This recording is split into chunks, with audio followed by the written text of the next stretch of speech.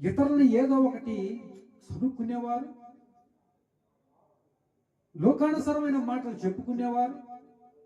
అందుకని అక్కడ జరిగిందంటే ఇది ఎక్కడ జరిగిందంట అని అపహాసకుల దగ్గర కూర్చోవద్దంటుండు దేవుడు. హల్లెలూయా. 3 మాటలు నేర్పుతుంది మనకి. ఎందుకు నేర్పుతుందంట? ఈ 3 మాటలు మనకి ఎందుకు నేర్పుతుందంటే దేవుడు మనం ఈ లోకానుసరమైన వ్యక్తులు కాదు,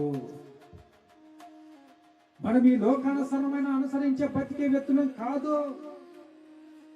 మనకంటూ ఒక డ్రీమ్ ఉంది, మనకంటూ ఒక నాయకుడు ఉన్నాడు,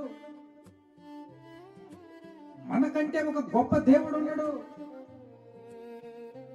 ఆయన ఎలా నడిచాడు, ఆయన చొప్పున మనం నడుచుకోవాలంట. హల్లెలూయా. ఉన్నారా? ఎవరైనా ఉన్నారా అట్లా ఆ రకంగా?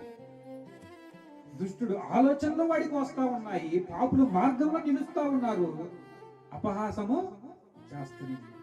ఎక్కడ మనకి యేసు ప్రభు మనల్ని ఎన్నుకున్నది ఎందుకంటే నువ్వు అటువంటి వారివి కాదు అని.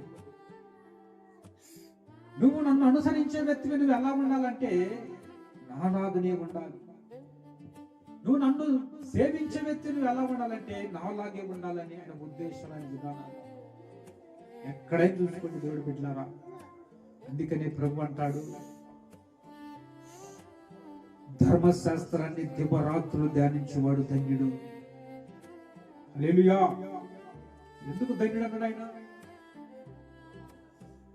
ఈ ఒక వాక్యంలో సారాంశాన్ని మనం దాన్ని ధ్యానించినప్పుడంట మనము అపహాసకులతో ఉండాలా, దుష్టులతో ఉండాలా,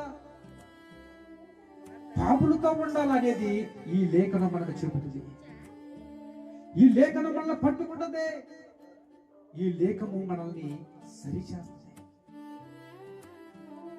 ఎప్పుడైతే ఈ ధర్మశాస్త్రాన్ని ధ్యానించేవాడు ధన్యుడు. ఎప్పుడంటా ధన్యుడు? యెహోవా ధర్మశాస్త్రాన్ని దాన్ని ధ్యానించుచు ఆనందించు. ఎప్పుడెప్పుడంట? దివరాత్రములు. దివరాత్రులు అంటే అర్థమైంది? దివరాత్రులు అర్థమైందంటే ప్రతి ఒక్క సమయం, పగులు రెయ్యి, నీకు ఎప్పుడు వీలైనప్పుడు దాన్ని ధ్యానించడం మొదలు పెట్టాలంట.